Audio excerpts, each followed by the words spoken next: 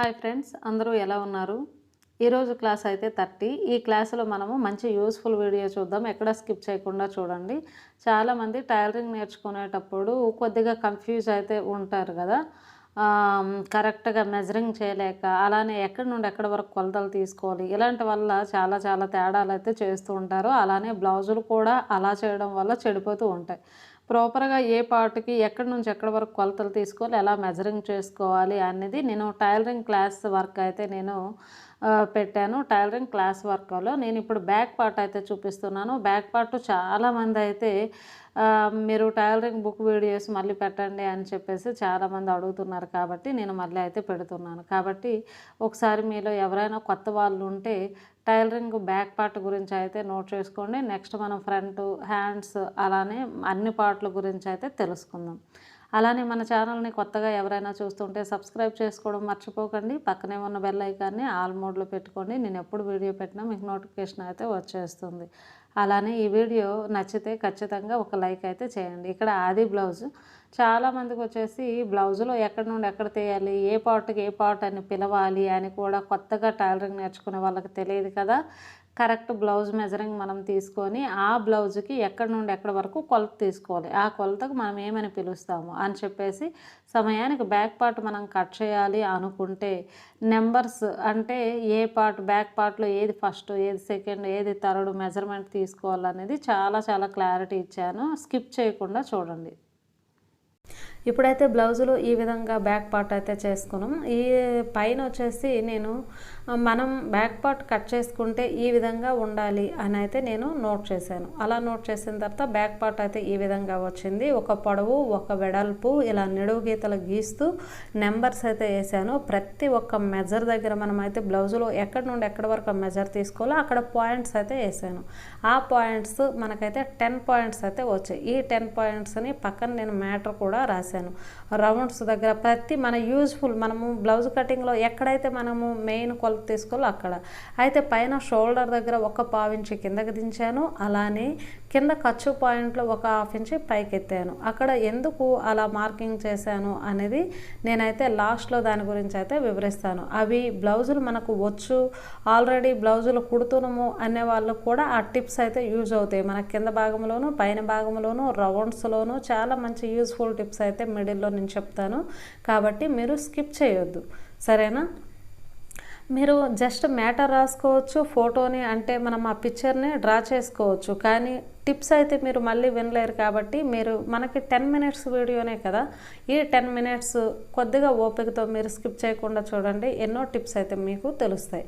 అయితే ఈ విధంగా మనకి బ్లౌజ్ అయితే ఇక్కడ చూడండి ఇలా ఫోల్డింగ్ చేసుకోను. బ్లౌజ్ ఈ విధంగా ఫోల్డింగ్ చేస్తే మనకి ఎలా మెజర్ అయితే ఉంటుందో నేను అక్కడ డ్రా చేసిన పిక్చర్ కూడా అదే విధంగా ఉంది. చూడండి, ఫస్ట్ పాయింట్ నెంబర్ 1 వచ్చి ఈ చివరి నుండి ఆ చివరి వరకు మనము చుట్టుకొలత అంటాము. ఆ చుట్టుకొలతలో నెంబర్ 1లో నేనేం రాశాను అంటే చుట్టుకొలత ఎంత ఉంటే అంతే పెట్టాలి. నా వీడియోస్లో పేపర్ కటింగ్ అలానే క్లాత్ కటింగ్, లైనింగ్ కటింగ్లో ఒకసారి చూడండి అన్నాను. అంటే బిగినర్స్ కొత్తగా నేర్చుకునే వాళ్ళు ఈ బుక్తో పాటు పక్కన పేపర్ కటింగ్ని ఒక మొబైల్లో ఎందులోనైనా చూస్తూ మీరు చేస్తే ఫస్ట్ టైం మీరు ఆ ఒక్క వీడియో చూసి ఈ టైలరింగ్ బుక్ చూసి మీరు కట్ చేసుకోగలరు. అంత ఈజీగా ఉంటుంది. మీరు వందల వీడియోలు చూడవసరం లేదు.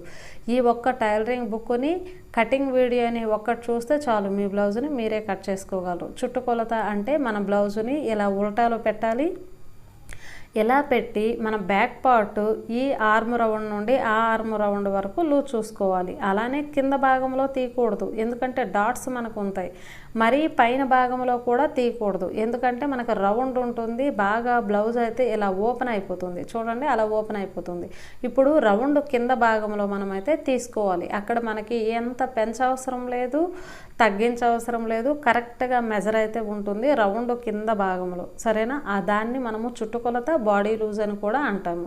అయితే ఇప్పుడు ఈ నిడువు అంటే నెంబర్ 2లో బ్యాక్ పొడవు ఎంత ఉందో దానికి 1 ఇంచ్ అయితే పెంచుకోవాలి అని నేను రాశాను.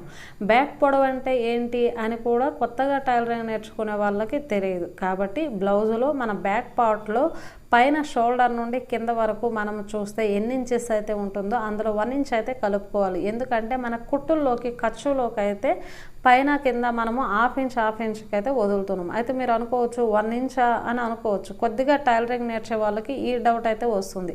అంటే కొద్దిగా మేము బ్లౌజెస్ కుడుతున్నాము, మా బ్లౌజెస్ మేమే అనే వాళ్ళకైతే ఆ డౌట్ వస్తుంది. కానీ బిగినర్స్కి అయితే ఖచ్చితంగా 1 ఇంచ్ అయితే ఉండాలి. నెక్స్ట్ మూడో కొలత వచ్చేసరికి ఇక్కడ నుంచి ఇక్కడ వరకు నెంబర్ 3 అయితే వేసాను. నెంబర్ 3 ఏంటి అంటే మనం ఇక్కడ టేప్తో నేను చూపిస్తున్నా చూడండి, రౌండ్ లూజు.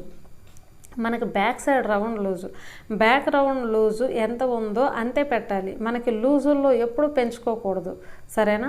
అది ఎంత ఉంటే అంతే పెట్టాలి. అయితే బ్యాక్ పొడవు ఇప్పుడు నేను చూపిస్తున్నాను. బ్యాక్ రౌండ్ పొడవు ఎంత ఉంటే అంతే పెట్టాలి. బ్యాక్ పొడవులో కూడా రౌండ్ పొడవు, రౌండ్ వెడల్పు ఆ రెండిట్లో పెంచొద్దు. ఉన్నట్టే మనమైతే పెట్టుకోవాలి.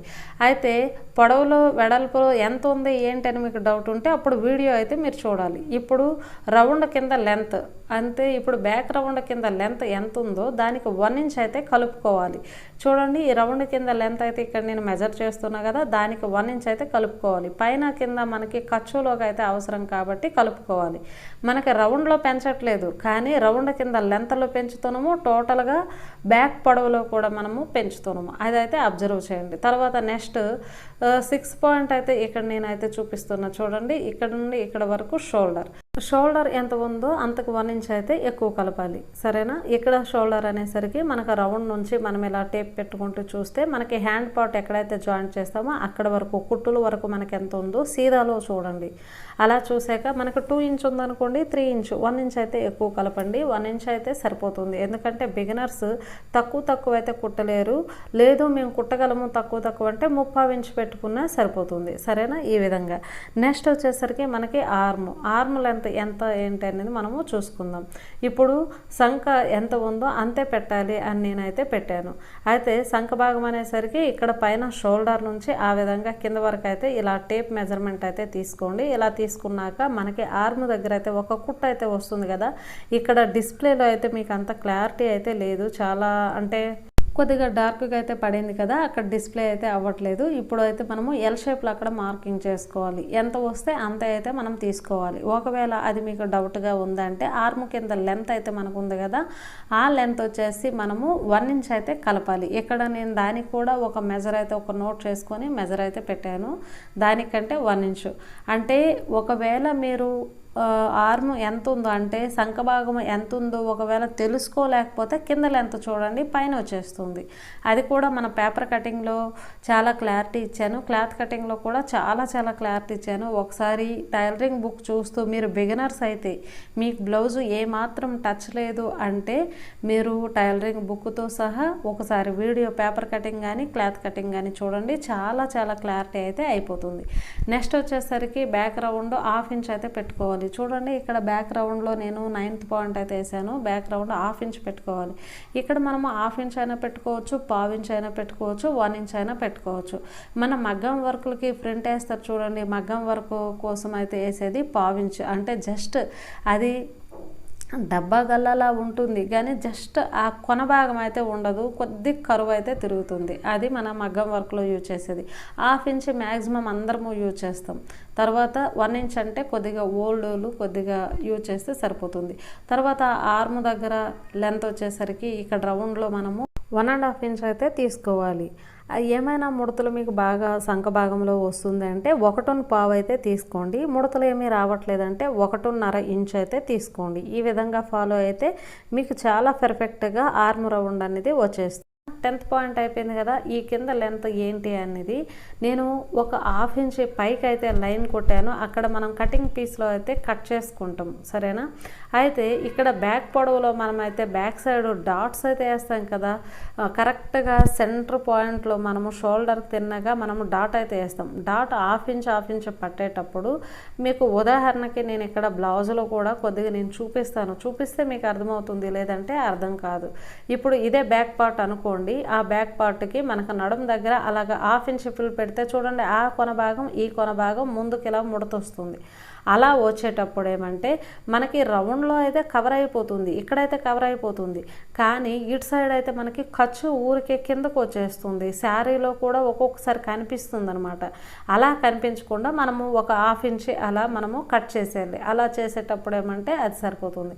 నెక్స్ట్ ఈ పైన భాగంలో షోల్డర్ దగ్గర ఒక పావించి కిందకు దించాను అంటే చాలామంది స్టిచ్ చేసేటప్పుడు మాకు భుజాలు జారుతున్నాయి అంటారు. కాబట్టి కింద మనము రౌండ్లో 2.5 ఇంచీలు పెట్టామనుకోండి, పైన షోల్డర్ దగ్గర అయితే 2.25 పెట్టాలి, అంటే ఒక పావించు ముందుకు తీసుకోవాలి.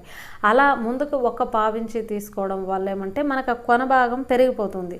ఆ కొన భాగం పెరగకుండా మనం ఒక పావించి డౌన్ చేసి మార్కింగ్ చేసుకొని కట్ చేసుకోవాలి. అలా చేసుకున్నప్పుడు మనకి భుజాల దగ్గర చాలా టైట్గా అయితే ఉంటుంది. మీకు అలా చేశారనుకోండి మీకు టైట్గానే ఉంటుంది, కానీ లూజు అనే ఇదైతే ఎక్కడా ఉండదు.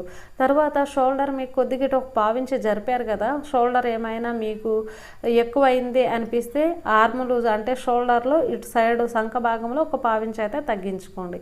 ఈ విధంగా అయితే మనము బ్యాక్ పార్ట్ అంటే మీకు ఈ షోల్డర్ పాయింట్ అయితే మీరు పేపర్ కటింగ్లో కానీ అలానే క్లాత్ కటింగ్ చూస్తే మీకు క్లారిటీ అయితే అయిపోతుంది. నేను నోట్తో చెప్పే కంటే మీరు వీడియోలో చూస్తే మీకు అర్థమవుతుంది. సరేనా? ఇప్పుడైతే బ్యాక్ పార్ట్ ఆల్రెడీ మనం మెజర్ చేసుకున్నాం, అలానే 10 పాయింట్స్ కూడా రాసాము.